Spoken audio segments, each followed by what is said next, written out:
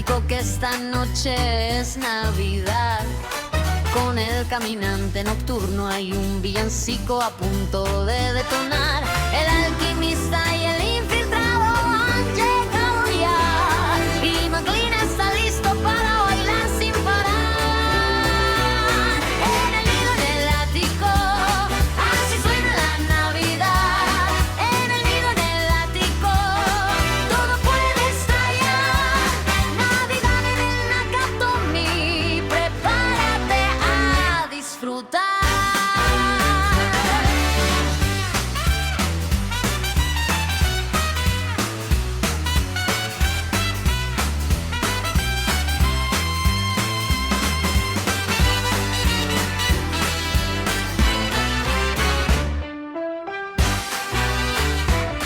En el nido, en el ático, así suena la Navidad. En el nido, en el ático, todo puede estallar.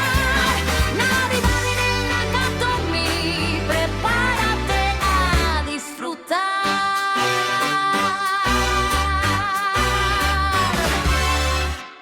Escuchas El nido en el ático con el caminante nocturno.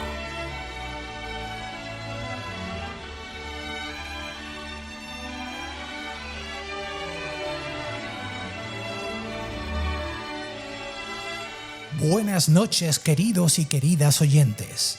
Qué hermoso es volver a esta época del año en la que fingimos que la humanidad es decente, aunque todos sepamos que la mitad está haciendo cola en un centro comercial para comprar un perfume que no acertará jamás. Esa época del año en la que nos creemos que todo es paz, amor y turrón, mientras compramos regalos sin ton ni son. Ah, la Navidad, ese gran invento diseñado para poner luces sobre nuestras ruinas emocionales. Así que, si aún no has puesto pies en polvorosa, cual Grinch desfasado, tranquilos y tranquilas, que para eso estamos aquí, para celebrar la única tradición verdaderamente pura que nos queda y sonreír como rehenes del espíritu navideño. Y hablando de rehenes, en el nido en el ático, la auténtica tradición que tenemos en estas fiestas siempre es volver a revisionar cómo un edificio de Los Ángeles con nombre japo arde en Navidad. Sí, amigos y amigas, volver a ver a John McClane arrastrándose lleno de sudor y sangrando por los conductos de ventilación, mientras Hans Gruber se pregunta por qué demonios no se tomó una noche libre. Hay mucha gente que sigue creyendo y diciendo que Jungla de Cristal no es una película navideña. Y uno solo puede responderles con amor, respeto y con un lindo: ¿te falta oxígeno o es que nunca has visto una fiesta de empresa que termine peor? Lo siento, Hans, no es correcto. A ver, tenemos un árbol navideño, sí. Tenemos luces, tenemos villancicos en alemán, tenemos un tipo intentando volver con su mujer en estas fechas señaladas, lo más navideño que existe, después sobre todo de pedir paz mundial mientras bloqueas a tu cuñado en WhatsApp, y sobre todo, tenemos muchos regalos que explotar. Porque donde otros ven renos, nosotros vemos explosiones. Donde otros ven amor, nosotros vemos a Alan Rickman cayendo a cámara lenta. Y donde otros ven magia, nosotros vemos a un tipo sudando en sangre y en ascensor. Y así suena Beethoven. Las notas se levantan y los pajaritos cantan como si anunciaran la llegada de un señor en camiseta sudada dispuesto a reventar terroristas. Y claro está, esas dos cosas son compatibles. De hecho, deberían enseñarlas en el colegio y, ¿por qué no?, deberían estar en un museo.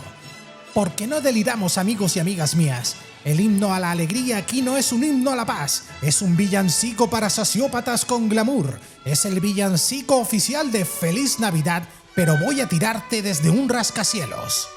Así que, relájense, respiren hondo y permítannos acompañarles en esta celebración sagrada. La tradición de ver a Bruce Willis convertirse en el mayor símbolo navideño de Occidente desde Rudolph, con menos cuernos eso sí, pero con más actitud. Prepárense para analizar, discutir y venerar esta historia de amor, tiros y conciliación matrimonial. Porque queridos y queridas oyentes, si la Navidad va de milagros, ¿acaso no es un milagro que McClane sobreviviera a todo aquello sin unos jodidos zapatos? Levanten las copas y disfruten con nosotros de esta maravillosa velada.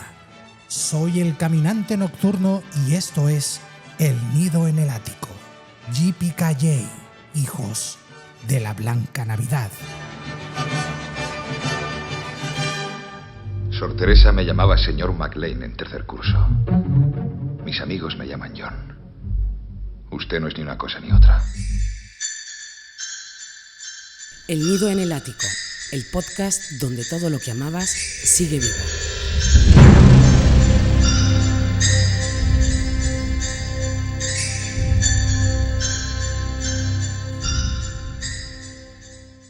Vuelve a casa, vuelve a tu hogar. La fuerza del cariño te espera en Navidad. Vuelve a casa, vuelve por Navidad. ¿Qué fue lo que me dijo antes? Yipiyayi, hijo puta.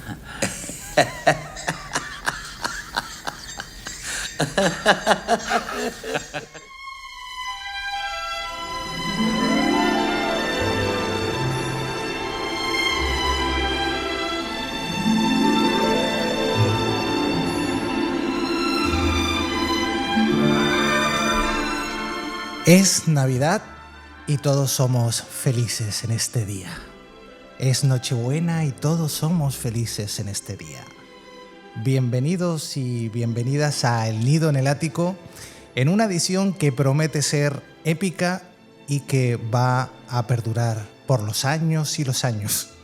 Hoy nos vamos a meter de lleno en el Nakatomi Plaza, en la Nochebuena, y lo vamos a hacer con Bruce Willis y con una película que, bueno, evidentemente entiendo que todo el mundo que nos oye la habrá visto alguna vez. Y si no la ha visto, pues como siempre decimos, vamos a hablar de spoiler, vamos a hablar sobre la película.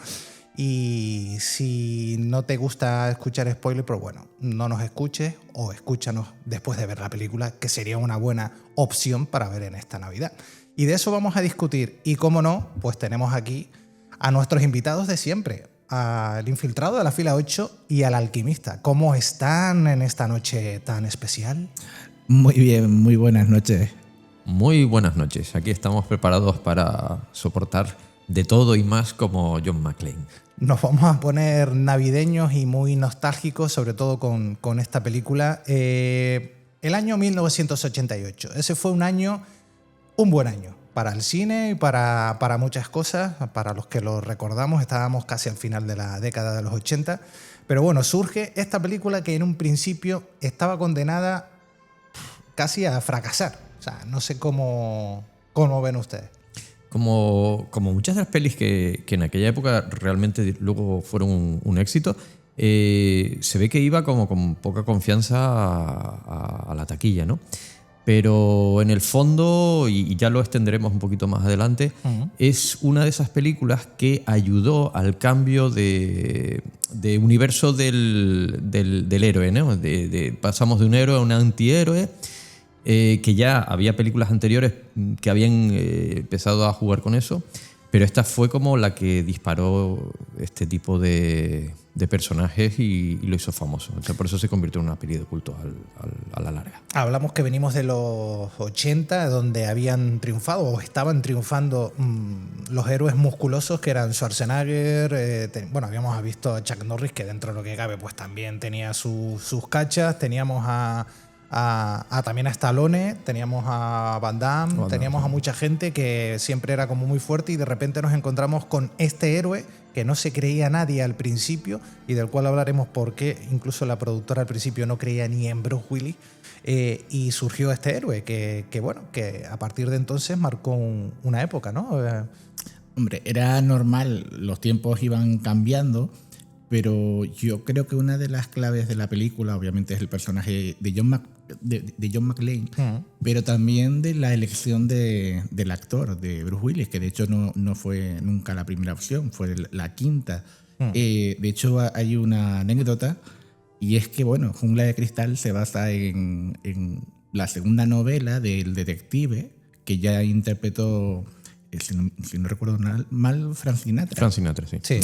Y había una cláusula que tenía Frank Sinatra cuando firmó el contrato, y es que si iban a hacer una secuela del detective, pues que él Había era que la contar. primera opción. Lo que pasa es que tardaron tanto que ya tenía 73 años. Sí, porque esa película que bien que has nombrado, la del detective, es de los años 60, cuando Frank Sinatra, hombre, estaba en su momento, ¿no? Correcto. Entonces, claro, estamos hablando de una película de 20 años o casi 30 años después, y claro, el hombre no estaba para mucho correr por los sumideros y esas cosas. De hecho, la película se basa en la novela Nothing Lasts Forever de Roderick Thorpe, que es una secuela de, como bien has dicho, del libro de Detective. La adaptación cinematográfica de esa primera novela había sido, como tú bien dices, protagonizada por Frank Sinatra, y eso fue en 1968.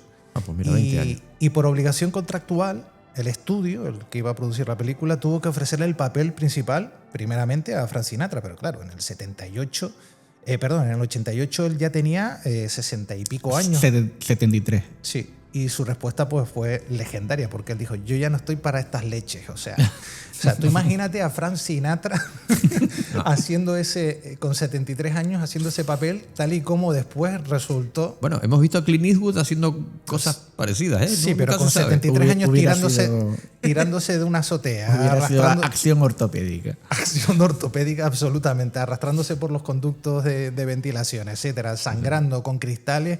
No me veo yo a Frank Sinatra ni siquiera haciendo eso. Pero bueno, eso sí, ese fue un poco el inicio de esta película. Sí. De todos modos, volviendo al tema del cast, Sí. se barajaron nombres como el de Richard Gere, Sí. que vamos, la película hubiera cambiado mucho. Y también nombres como el de Harrison Ford, que fue de hecho una de las primeras opciones, que venía de hacer el Han Solo, que es el antihéroe para mí por autonomacia. Y también el personaje, se inspira un poquito también en el personaje de Jungla de Cristal, el de Michael Douglas, tras El Corazón Verde. Sí. Que al final todos marcan una pauta común, y es que Bruce Willis venía y estaba haciendo la serie Luz de Luna, donde si bien el rol no tiene nada que ver con el del policía John McClane, sí que le da ese toque de humor que es el mismo, o por lo menos para mí se le parece, 4 años antes que puso en Arma Letal el personaje de Mel Gibson, que fue otra de las... Yo iba a comentar algo de eso, y es que mi opinión también viene que yo creo que ese papel, el que has nombrado ahora de Mel Gibson en Arma Letal, es el que disparó este tipo de héroe policíaco, en este caso. Ha sido un tío rebelde, un tío que va contra las normas, que no... ¿Sabes? Siempre como el... Un antihéroe. Un antihéroe, el grano O en el sea, culo del que departamento. Tú pones primeramente a Mel Gibson Sí. como este tipo de héroe antes que John McClane, que apareciera John Sí, McClane. claro, porque la película también es anterior. Claro. Pero y antes el de Harrison Ford Y el de en Harrison Star Wars, de Han Solo. Lo que pasa es que, claro, eso ya es en ciencia ficción. No, es sí, otro pero me refiero, es el mismo tipo de personaje antihéroe total. que Bruce Willis lo llevó ya... Sí, al límite. Propuestas para el casting que hubo. Estuvo Sylvester Stallone, estuvo Harrison Ford, estuvo hasta incluso Robert De Niro, Richard Gere, Nick Nolte, Burt Reynolds, Mel Gibson. O sea, toda esta gente... Y te falta uno importante. Se le tocó. ¿Cuál? Schwarzenegger Y estuvo Schwarzenegger. también. Es más, la idea del estudio al principio era, o sería una de las ideas, era pillar a Schwarzenegger y recuperar el personaje de la película Comando para empezar a hacer una saga con ese personaje, ¿no? Es que el guión fue readaptado para convertirse en la secuela de Comando en 1985, eso es verdad, con Arnold Schwarzenegger, que declinó también un poco porque él tuvo que hacer después Danco, Calor Rojo y Los Gemelos Golpean 2 veces. Efectivamente. Yo creo que ya Schwarzenegger quería empezar a salirse un poco también del papel del héroe y ya empezar a interpretar Pero es muy normal, entre comillas. o sea, me refiero, es normal a veces directores que han trabajado con actores que sean su primera opción a la hora de elegir nuevo cast para una nueva película, y ellos venían de trabajar en Depredador. Depredador, sí. De hecho, es el mismo equipo de producción de Depredador es el de... Debe ser que McTiernan iba con su gente. Jan de Bond en fotografía. Ok, efectivamente. Y nada, eso, pero al final, mira, Bruce Willis fue la mejor opción y agradecidos que estamos todos a día de hoy. Ahora hablaremos cómo aceptó el guión Bruce Willis, pero antes hablemos del guión, cómo se forjó ese guión, un amor sobre todo del guionista. El guión definitivo debe mucho sobre todo a la experiencia personal de Stephen de Souza, que es el guionista de la película. Él un día estaba en su casa, discutió con su mujer, salió un poco para calmar los ánimos y de repente a punto estuvo de tener un accidente que le quita la vida. Entonces al volver se dio cuenta un poco de que, bueno, si perdía a su mujer iba a perder mucho. Entonces eso transformó el guión que él había escrito ya, un borrador, en algo radical, ¿no? Al final la historia dejó de ser un simple relato de secuestros y tiros en el edificio para tener ese subtexto, esa subtrama emocional que es al final la de un héroe que hace todo eso no solo para salvar a los rehenes, sino porque entre los rehenes está su mujer y la quiere recuperar porque tenían una crisis matrimonial de esa manera, ¿no? Ese fue, digamos, el catalizador que hizo que al final saliera por ahí la película después de que el estudio, pues bueno, tuviera muchas dudas al principio, ¿no? Efectivamente. De hecho, uno de los borradores era que él con quien iba a reunirse no era con su mujer, era con su hija. Y efectivamente... Pues mira, no hubiese estado mal. No, hombre, no. Repetíamos un poquito a lo mejor el leitmotiv de Comando, que también es un secuestro, la hija está secuestrada y es el padre el que va a salvar a la hija, ¿no? Pero ese giro de guión, no, más que giro de guión, no, esa reescritura de guión en plan reconciliación matrimonial jugó unas muy buenas cartas en esa partida, la verdad. Y no solo, me recuerda a algunas películas como Casablanca, en el sentido de que el guión no estaba terminado. Bueno, terminado estaba, pero no le gustaba. Había ciertas cosas que no le gustaba al director y se iba reescribiendo a medida que la iban rodando, con lo cual tiene ese espíritu de película donde parece que todo va a salir mal y al final sale bien. Vamos a ponernos en situación y vamos a irnos a esa década, en 1988, la década de los 80. Así se vendía en España Jungla de Cristal. Navidad en Los Ángeles. California. ¿Va a venir papá? A ver qué podemos hacer, Santa Claus y yo. John McClane, un policía de Nueva York, viene a ver a su mujer. Te he echado. Sin embargo, va a tener que salvarla. ¡Siéntese! Desde un rascacielos que domina la ciudad, 12 terroristas han declarado la guerra. Ahora sabrán lo que de verdad es tener poder.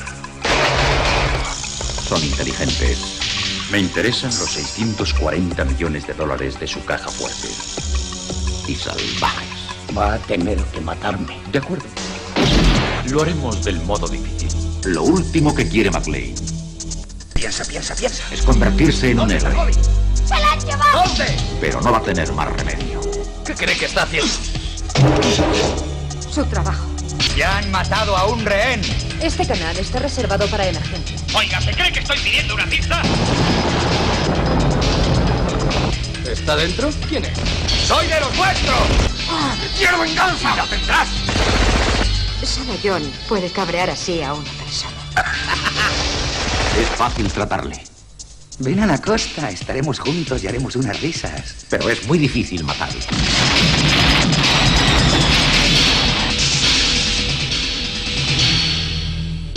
Me invitaron a la fiesta por equivocación.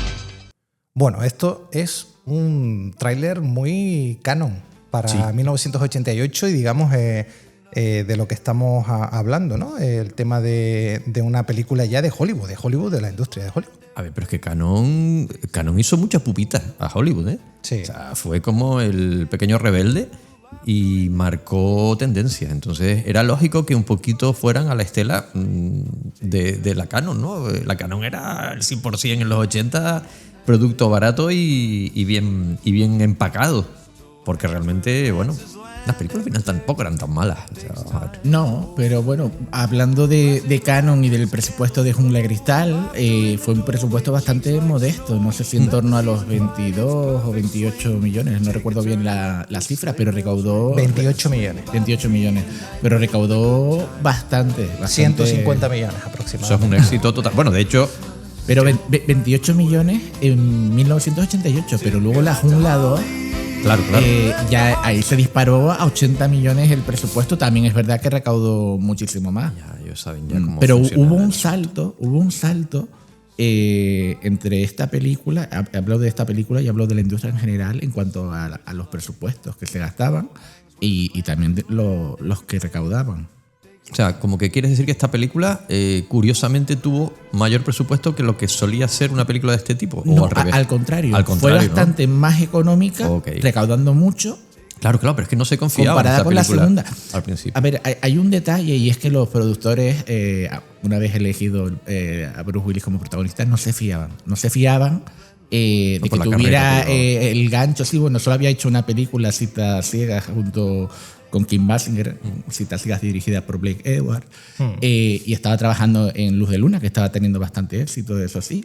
Pero no se fiaban hasta tal punto que le dieron más protagonismo al edificio Nakatomi Plaza en el cartel original que al propio Willis, que luego, eso sí, después de esta película se encumbró y se convirtió en la estrella que... Ujú. Y cambiaron ya para la edición en VHS en aquella época y para las reposiciones en cines, ya si el cartel llevaba el Nakatomi ardiendo Ajá. y la imagen de Bruce Willis al lado. Curiosamente, una cosa que a mí me ha chocado cuando he empezado a buscar datos de la película, y es que hablando del presupuesto, para ser casi un actor Nobel de cine, le pagaron bastante bien. 5 millones. Le pagaron la cuarta parte del presupuesto de la película. Él exigió 5 millones. Sí, pero que vamos, que... Para lo que iban a hacer, ¿no? Y además, después no tuvo dobles como solían tener los grandes estrellas, ¿no? Porque él venía de la televisión. Claro, realmente. que venía de la tele, efectivamente.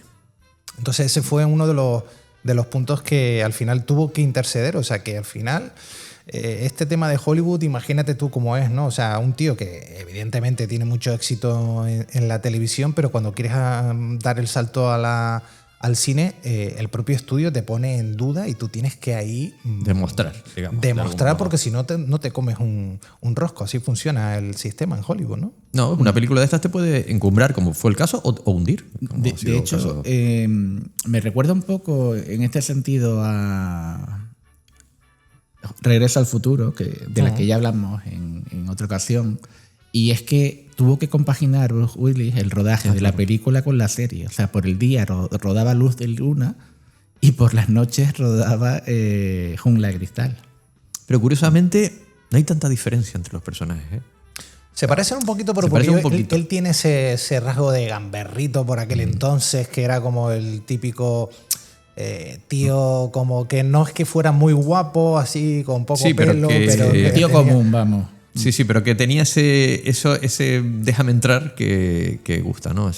El tipo, bueno, En aquel entonces sí. O el sea, carácter de Han Solo, al fin y al cabo. Es lo que hablamos, el antihéroe. El antihéroe es simpático, pero al mismo tiempo a veces es un tío que parece que no tiene sentimientos. Un bribón, un Briboncete, socarrón. sí. Y sorprendentemente este fue el debut cinematográfico de Alan Rickman, ¿no? Él había hecho mucho teatro en Inglaterra y Rickman inicialmente no estaba muy interesado en el cine de acción. Cuando le hablaron de que tenías que hacer de malo en una película en la que iba a haber explosiones, tiros y tal, él no había cogido una pistola en su vida. Entonces él a partir de ahí se lo pensó, pero al final accedió. Alan Rickman, como bien dices, venía de interpretar a clásicos en teatro, o sea, de Shakespeare en adelante. Y plantearle como primer papel una película de acción en la que encima eres el malo. Y bueno, pues sí, hay una anécdota que por lo visto el McTiernan estaba bastante mosqueado con el tema, y era que cada vez que había una escena de acción en la que aparecía, estaba por ahí el Alan Rickman, o sea, el Hans Gruber, que se supone que es un tío duro, un tío ya con el culo pelado, que ha estado en 1000 batallas, ponía cara de miedo cada vez que sonaban los disparos, ¿no?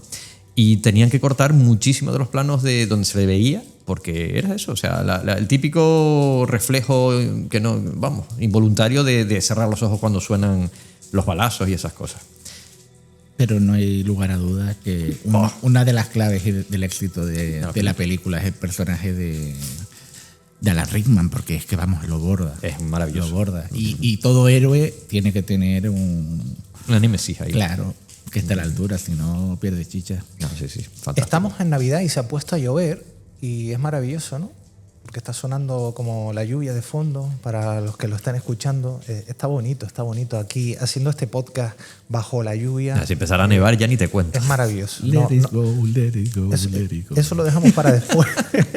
Bueno, hablando de Rickman, sí, aparte de la anécdota de que evidentemente cuando había un disparo, un gran disparo, él se asustaba, era como un tío muy miedoso en ese sentido. La caída real, sabiendo que al final de la película, sobre todo, sabiendo lo miedoso que era, intentaron mantenerlo ahí para caer donde tenía que caer y le dijeron, vamos a contar hasta 3. Entonces contaron hasta 2 y lo soltaron. Entonces, claro, él no se lo esperaba. Y la pedazo de cara que pone en la película, que se ve estruendosamente de terror real, es que es real. O sea, ese es otro de las anécdotas que subyacen ahí en el tema de Rickman, ¿no? Esta película. Eran además 7 metros de caída, o sea que no es una tontería. Aunque sepas que tienes debajo el colchoncito, pero joder. Pero es como estas bromas de las montañas rusas que te dicen, espérate que creo que está mal el cinturón y te sueltan. Y es como, madre mía. Como muy mala uva. Rickman y Willis la tuvieron en esta película. Él, saben que sufrió una rotura de ligamentos en su primer día de rodaje durante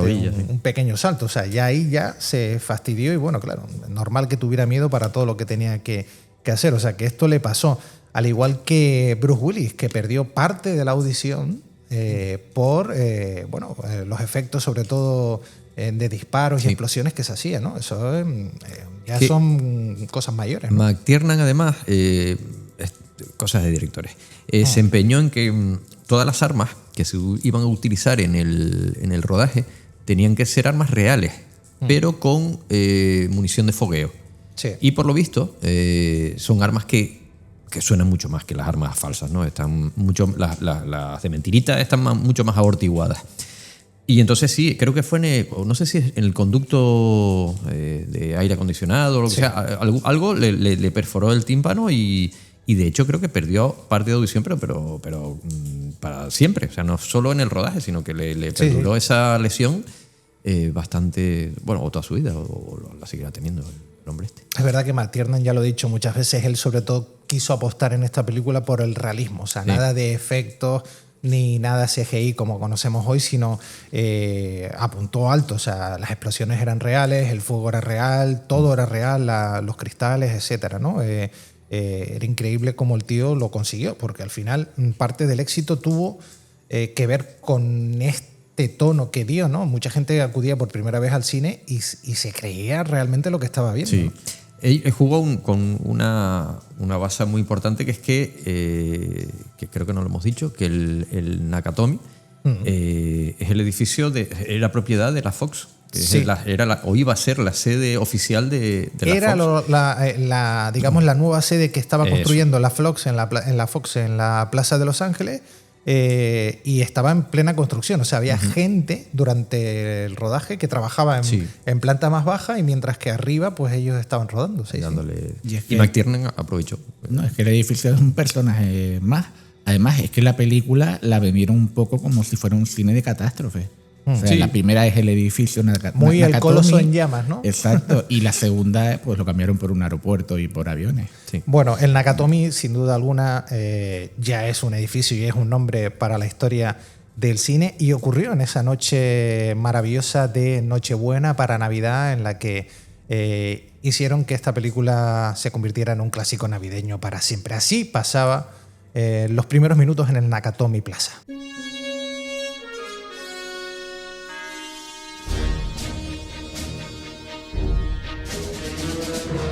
A todas las unidades.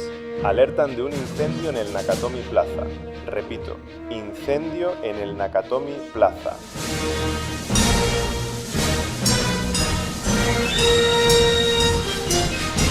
Al parecer, el individuo responde al nombre de John McClane. Repito, John McClane.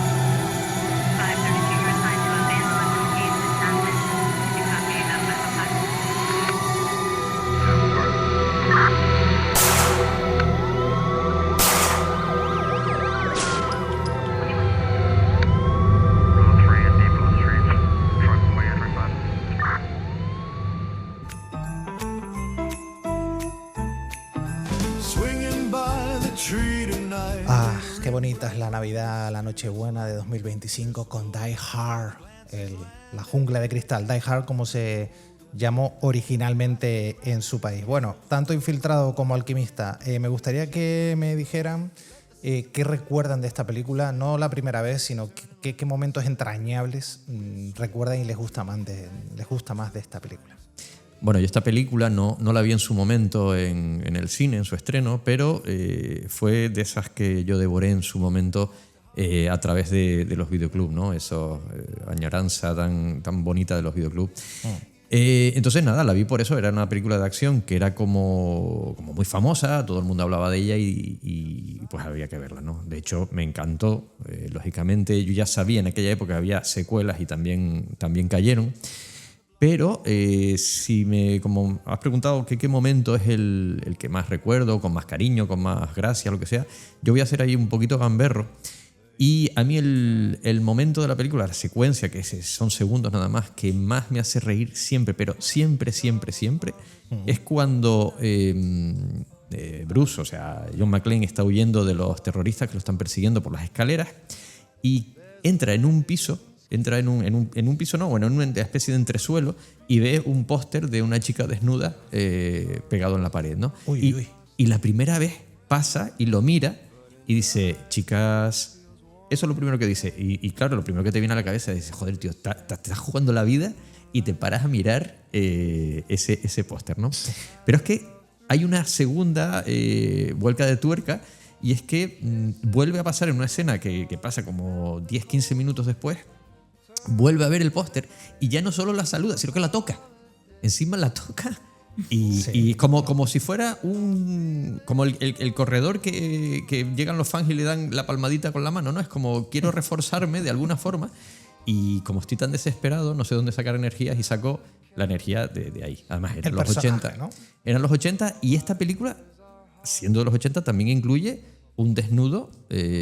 Al principio de la película se ve una pareja que está en uno de los despachos en la fiesta y haciendo guarrerías españolas y se ve a la chica desnuda como tenía que ser en esa época. Pues bueno, es una secuencia que yo no recuerdo, pero ahora la ha recordado muy bien aquí El Alquimista. No es de las más sonadas quizás de la película. No, para nada, por eso. Y está bien recordarlo.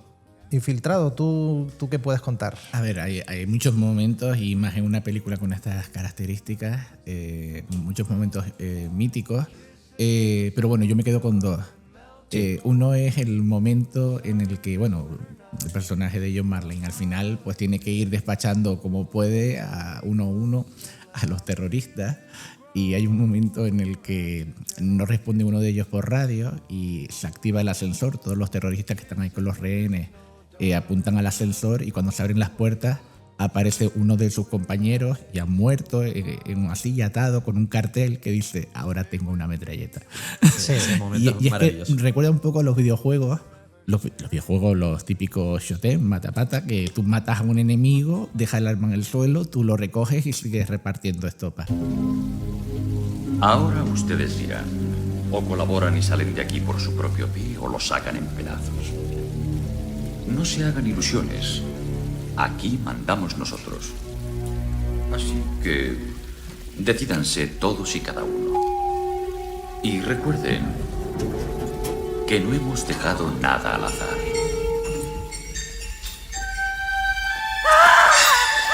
¡Tony! ¡Está muerto! ¡Que bajen! Ahora tengo una ametralladora. Jo, jo, jo. La otra, por decir una más y no extenderme, es el momento extiéndete todo lo que quieras, Yippee-ki-yay. Porque si hay una frase mítica en la película es el Yippee-ki-yay, hijo de eso, ¿no? Que ahora no podemos decir. ¿Sigue usted ahí? Sí, sigo aquí. ¿O me quiere abrir la puerta principal para que salga? No, me temo que no. Pero me tiene intrigado. Sabe mi nombre, pero ¿quién es usted? ¿Otro americano que vio demasiadas películas de niño? ¿Otro huérfano de una cultura en declive que se cree John Wayne? ¿Rambo? ¿El equipo A? A mí el que siempre me gustó fue Roy Rogers. Y esas chupas que llevaba con lentejuelas. ¿En serio cree que puede ganarnos la partida, vaquero? Yippee-ki-yay, hijo de puta. Bueno, pues estos son los momentos del infiltrado, la verdad que muy memorables de esta película. Esa expresión, ¿de dónde viene esa expresión? Se preguntarán muchos. Vamos a ver, vamos a discutirlo.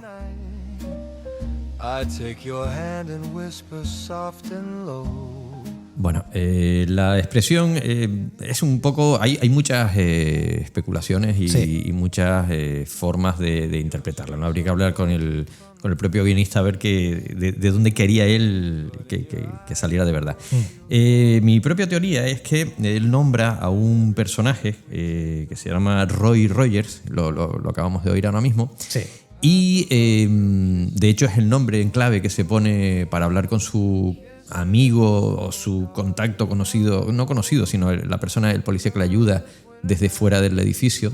Dice, llámame Roy, para que no sepan quién soy. Y este personaje sí decían las películas del oeste, Yippee-ki-yay, ¿no? Cada vez que se movía y tal. Entonces yo creo que viene de ahí. Sí, hay otras teorías, hay otras. En parte lo que se ha dicho siempre es eso, ¿no? O sea, no fue un invento del guión ni una, digamos, una improvisación de Bruce Willis en ese instante, sino tiene mucho que ver, evidentemente, con Roy Rogers, al que él ha nombrado antes de decir el Yippee-ki-yay este.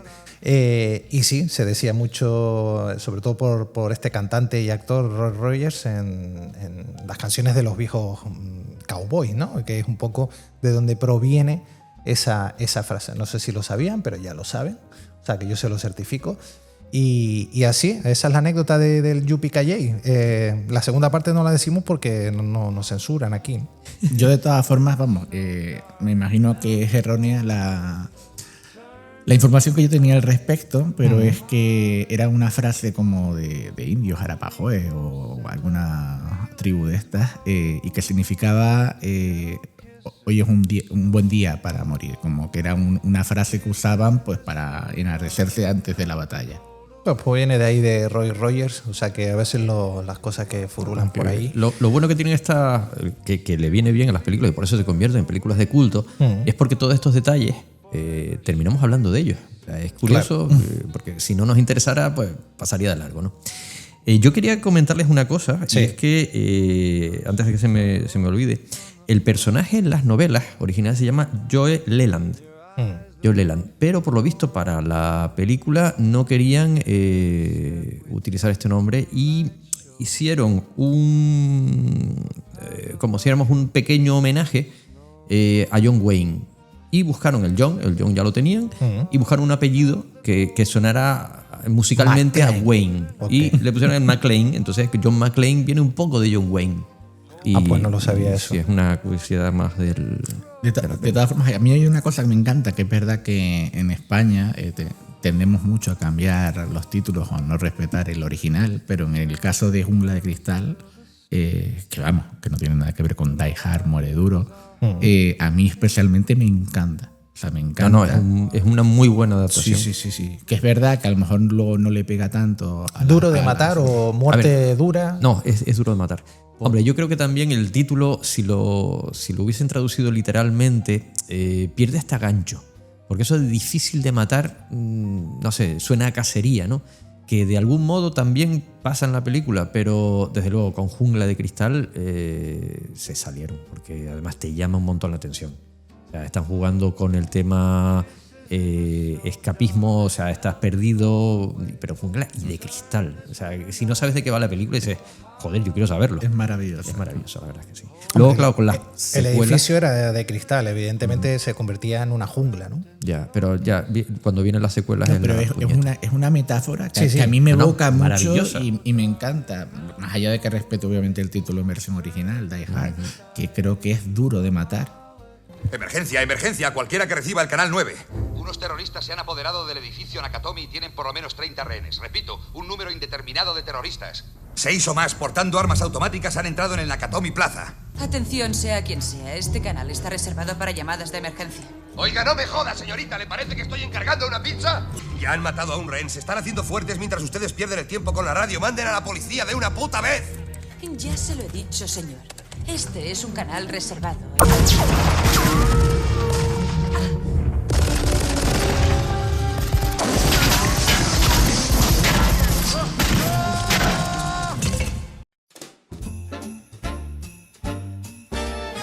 El nido en el ático. The city's dressed in silver.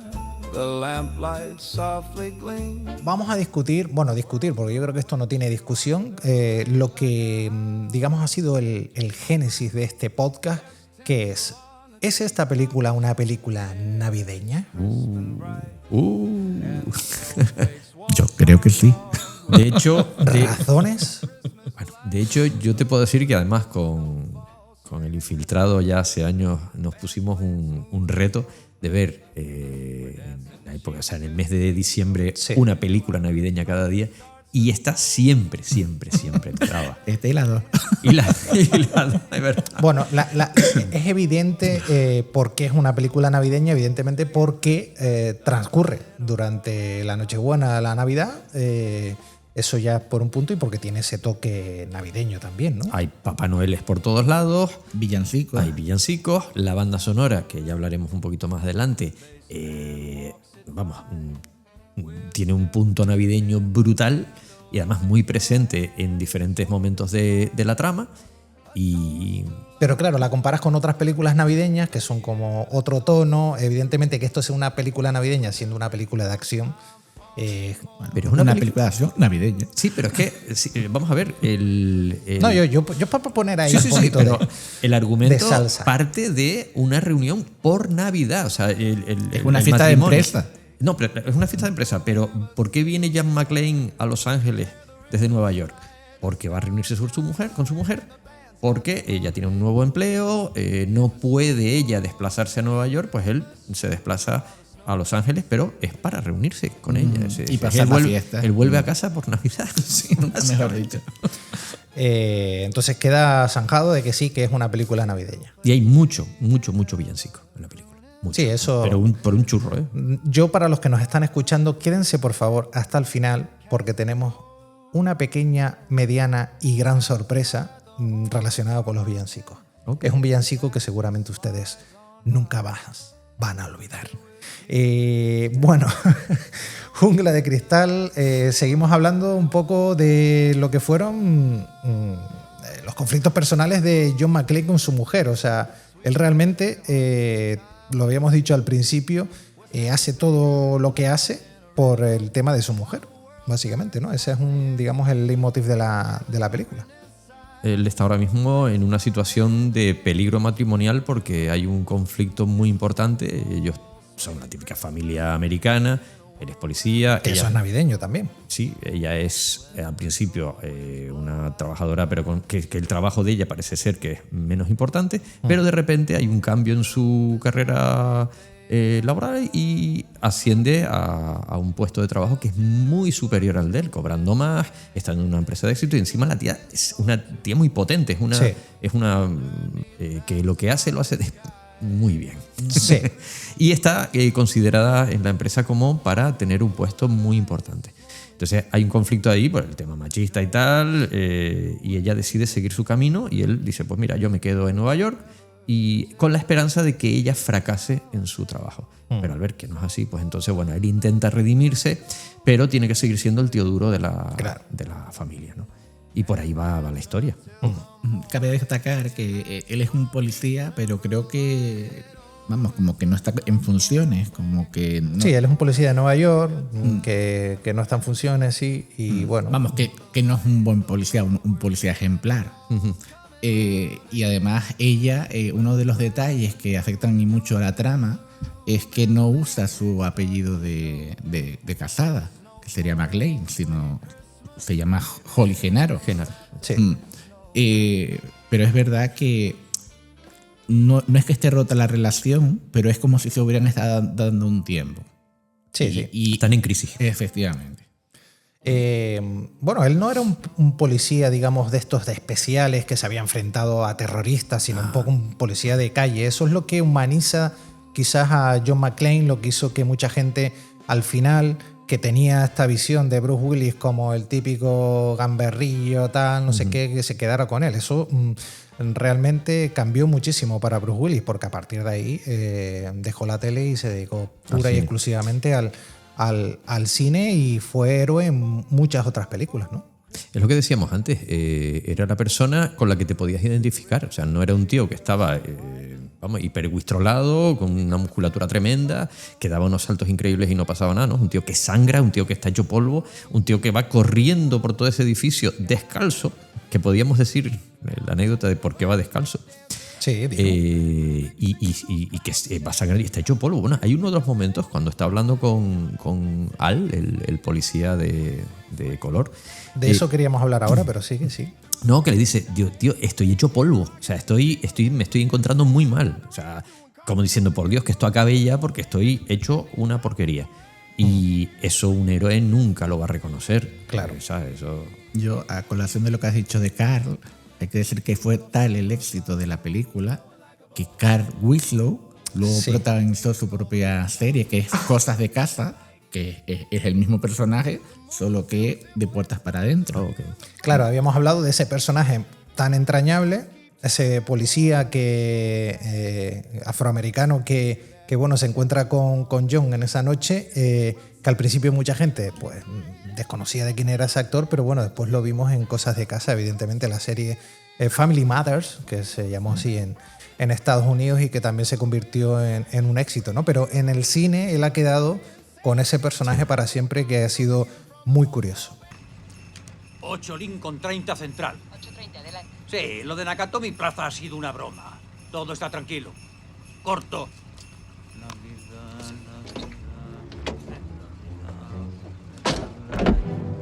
¡Ahí va! ¡Me cago en la leche puta que sea!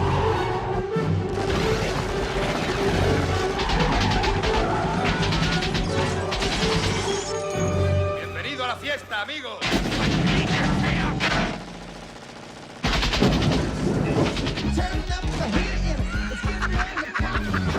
¡He dicho que ahora mismo me atacan con armas automáticas en Nakatomi! ¡Necesito cobertura inmediatamente! ¡Inmediatamente, coño!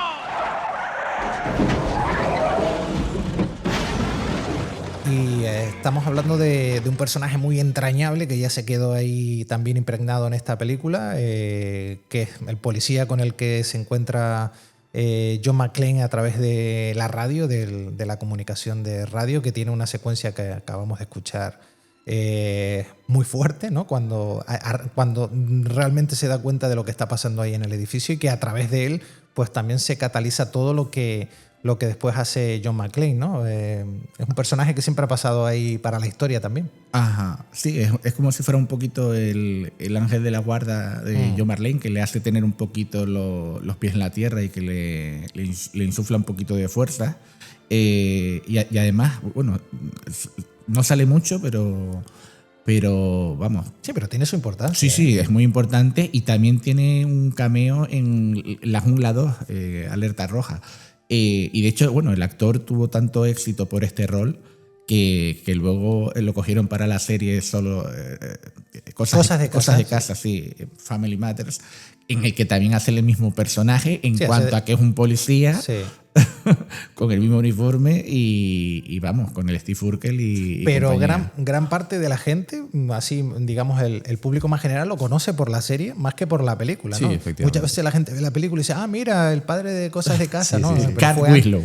Carl Winslow, sí, pero... De hecho está la creencia antes, de que era como un spin-off, ¿no? Como un personaje de éxito que fue tan entrañable en su momento, que la verdad que lo es en la peli. Y que le habían hecho su serie. Pero vamos, que yo creo que si la intención era esa en su momento, no consiguieron los derechos porque los personajes se llaman de diferente forma. Vamos a pasar a algún tipo de anécdota que dio de sí esta película, sobre todo a nivel de producción. O sea, tanto los malos y su doblaje en Alemania, para no ofender mucho al público alemán, en el doblaje de Alemania se cambiaron los nombres y la nacionalidad de muchos de los malos, ¿no? Porque muchos de ellos eran alemanes y para que no se mosquearan los alemanes lo cambiaron. Se supone que el grupo es un grupo alemán, son todos alemanes. Sí. Entonces la edición americana eran alemanes, la edición española alemanes, pero en la edición alemana son británicos. Sí. Entonces ahí cambian rodaje. Otra cosa y es muy curioso con esto, es que por lo visto de los actores que hacían de terroristas, solo 2 eran realmente alemanes. Y los demás o chapurreaban un alemán así o no decían nada. O sea, era como... El guión ponía, aquí tienen que decir cosas en alemán. Sí. Y era como... O sea, y es que tienen más pinta de nórdicos que de otra cosa. Entonces, yo de hecho, en mi edición de DVD he querido poner los subtítulos y claro, en esa parte no hay subtítulos. No entiendes lo que dicen porque realmente en algunos casos no están diciendo nada. Es como un idioma inventado. Hay otros que sí, que hablan alemán en un par de frases, pero lo del alemán aquí es como muy... Pero es muy típico en Hollywood, lo llevan haciendo durante décadas, el usar actores británicos para interpretar, bueno, alemanes, oficiales alemanes. Sí.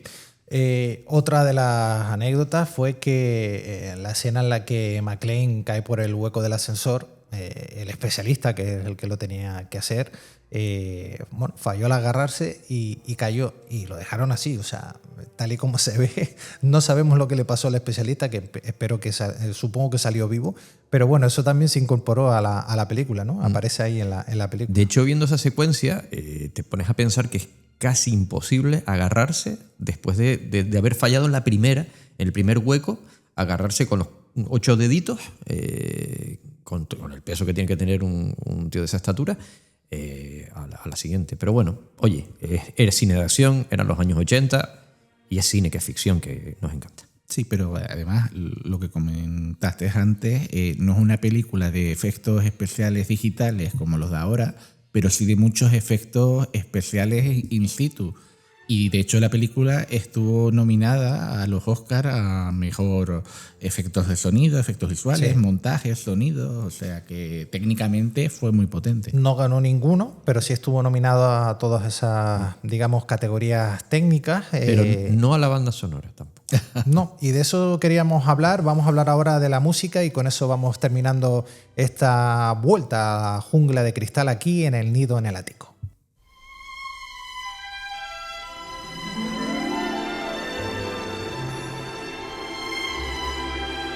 Bueno, la banda sonora de esta película, este es uno de los leitmotiv de esa banda sonora, pero el alquimista, que es nuestro músico particular siempre en El Nido en el Ático, nos va a contar un poco algo sobre esta partitura, digamos. Bueno, como pequeño prefacio, o sea, decir que en la postproducción de la mayoría de las películas, uno de los personajes, de los técnicos que peor lo pasa, es el compositor. Sí. El compositor es una persona que trabaja en la sombra, que trabaja siempre a contratiempo, tiene que esperar a que esté rodado una secuencia para luego inspirarse y componer y grabar. Y no solo eso, sino que los directores, los productores siempre tienen en la cabeza lo que quieren escuchar, ¿no? Y una vez que lo escuchan, a lo mejor, oye, pues si eres Spielberg y tienes a tu amigo Williams que está totalmente sincronizado contigo, acierta prácticamente el 99% de las veces, pero no suele ser lo habitual, ¿no? Pues en el caso de Jungla de Cristal hubo un gran problema, y es que McTiernan tenía en su cabeza una idea preconcebida ya de banda sonora. Él se había inspirado en la película de La Naranja Mecánica para que los terroristas fueran como un reflejo de los drugos de la película. Eran los chicos hiperviolentos, aquellos que la montaban en la película de Stanley Kubrick, ¿no? Entonces, como que tenía muy metido en la cabeza el tema del uso que le había dado Kubrick a la última parte de la novena sinfonía de Beethoven. Aquellas famosas secuencias de violencia cuando entraban en la casa, violaban a la mujer, pegaban mendigos, o sea, hacían muchísimas cosas. Sí, eran unos cabrones. Y quería meter en la banda sonora este trozo de la novena sinfonía. Qué copión. Kubrick siempre marcando el camino. El camino. Entonces, nada, habló con Michael Kamen, que era el compositor contratado para la banda sonora, y le dijo que quería que usara esos fragmentos para que fueran, digamos, los temas principales de cada vez que aparecieran los alemanes, ¿no? Claro, esa parte de la novena sinfonía se llama popularmente el himno de la alegría. Esto viene porque Beethoven se inspiró en un poema que se llamaba Ode to Joy, Ode a la alegría, ¿no? Para componer este último movimiento de la novena. ¿Qué pasa? Que Kamen quería poner su música. Entonces al final lo que hizo fue un montón de música incidental para las escenas de acción, pero no le gustaban a McTiernan. Entonces al final terminó, digamos, modificando o reinterpretando muchos trozos de composiciones anteriores, por ejemplo, Descartes de Arma Letal, que había sido el autor. Y de Aliens, el regreso también. Aliens es James Horner. Pero no había también sacado de ahí. Vale. Eso llegó ahora. Cogió muchos retazos de temas anteriores y quedó una música incidental muy sobria, muy poco destacable. De hecho, no existe un tema principal de John McClane. No existe. O sea, eso es muy raro que en una película de este calibre el personaje principal no tenga, ¿no? Casi que tienen más tema principal los terroristas alemanes que otra cosa. Pero bueno, para no extenderme mucho. Michael Kamen compone la música, pero como digo, siempre a contratiempo, y cuando presenta los últimos temas, que son los de las últimas secuencias, resulta que el productor y McTiernan no están de acuerdo con esa música. Parece que les afloja el momento de clímax, que es las explosiones al final, con los helicópteros y tal. Y McTiernan dice, mira, yo había montado o premontado estas escenas con la música de Alien de James Horner. Eso sí. Pues compadre, lo siento por Michael Kamen, pero vamos a usar al final esto. ¿Qué necesitamos? Los derechos de autor. Pues bueno, al final lo consiguieron, estaban a una semana o a poco tiempo ya de la fecha de estreno, y claro, al pobre Michael Kamen le sentó como una patada en el culo. Pero bueno, quedó la cosa ahí. Al final el que paga es el que manda, y es lo que hay. Curiosamente me estás recordando a otra anécdota relacionada con Stanley Kubrick y 2001, una odisea en el espacio. Esa fue apoteósica. pero vamos, que el propio de la banda sonora se enteró cuando fue a ver la película, que empezó Jerry a ver... Goldsmith, creo que era. Sí, empezó a ver que dice, vamos, nada más y nada menos. Mi música aquí no está. O sea, no es que se lo dijeran, es que se enteró viendo la película. Eso es horrible. A ver, que no te lo digan, desde luego está feo. De todas maneras cobro, ¿eh? No, eso cobró, sí, cobró por la música, cobró, pero... y a Kubrick le quedó de lujo, vamos, todas las melodías que metió en la película. Sí. Pero vamos, que es verdad que muchas veces los directores, que por algo son directores también, pero bueno, que las formas son las formas. Pero que al músico, ya te digo, se le trata mal. Se le trata muy mal, en general. También hay música navideña, suenan villancicos, está el famoso Let It Snow, que bueno, también formó parte de la película, y tanto con el himno de la alegría que has dicho, tanto con esta película, con este tema, Let It Snow es básicamente lo que suena cada vez que se promociona la película, ¿no? Porque realmente el score que hizo Michael Kamen suena muy poco. O apenas pasó lo a, incidental. Digamos, es lo justito para que acompañar las escenas de acción. No hay es más. una pena, sí. Es una pena porque una película como esta podría haber tenido una banda sonora muy reconocible y la gente la reconoce por eso. O el himno de la alegría o Let It Snow, el villancico clásico estadounidense, ¿no? Nosotros, pues, después de hablar de la banda sonora, nos vamos a ir despidiendo, pero como hemos estado hablando de música y estamos en Navidad, nos vamos a ir con un ambiente muy navideño. Bueno, esto pertenece a La Jungla de Cristal 2, pero me parecía maravilloso para despedir. Estamos en Navidad y así es como nos queremos sentir. Bueno, ¿algo que decir para despedir?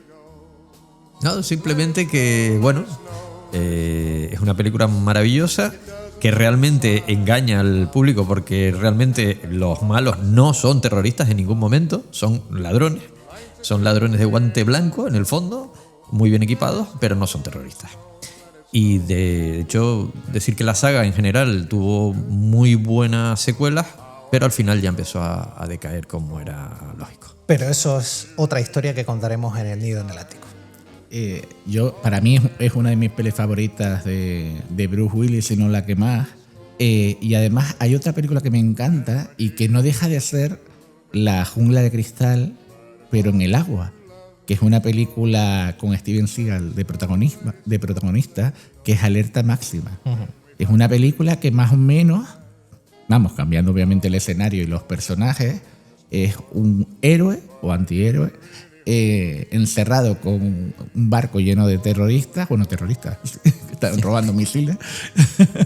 y vamos, al final es un poquito el mismo tema, la inspiración pero exactamente disfrazado en otro ambiente.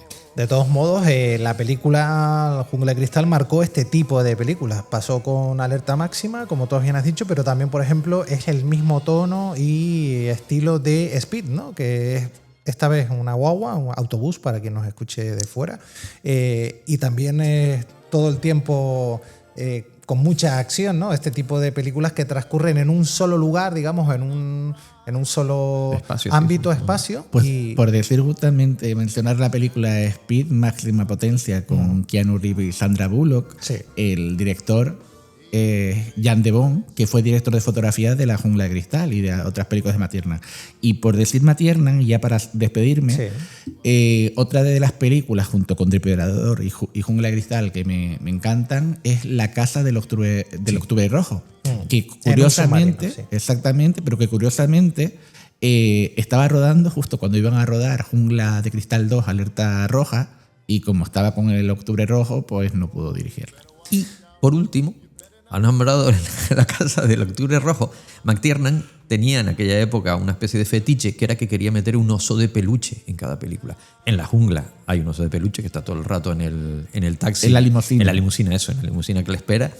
Y en La Casa del Octubre Rojo no me acuerdo dónde estaba, pero sé que está por ahí. No, te comento. El personaje de Jack Ryan en La Casa del Octubre Rojo, cuando sale de la casa y se despide de la hija, le promete que le traerá un hermanito al oso que ella tiene. Y al final de la película, cuando ya vuelve en avión, está el oso sentado al lado de él. Okay, pero desconocía ese dato. Sí. Bueno, pues nosotros nos vamos a ir despidiendo. Infiltrado, Alquimista, por favor, den sus felicitaciones navideñas correspondientes, por favor. Pues por favor, pásenlo muy bien, beban, coman, pero sean responsables y vuelvan a casa con los suyos. Y a disfrutar de la fiesta. ¡Ho, ho, ho!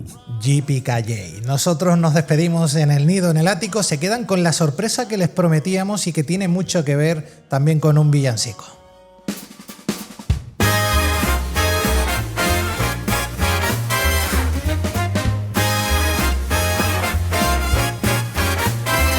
Nochebuena en la oficina, luces brillan sin parar.